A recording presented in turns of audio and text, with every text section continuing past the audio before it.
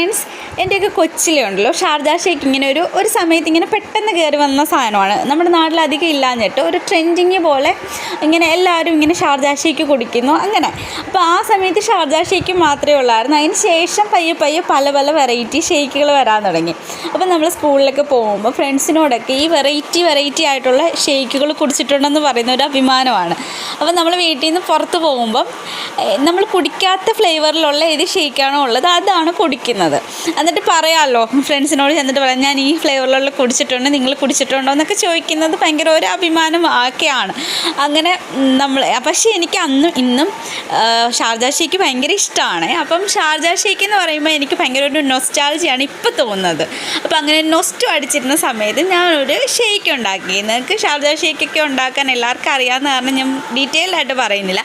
അങ്ങനെ നിങ്ങൾക്ക് നൊസ്റ്റ് തോന്നുന്ന ഏതെങ്കിലും ഷേക്ക് ഉണ്ടെങ്കിൽ ഒന്ന് കമൻറ്റ് ചെയ്യാം.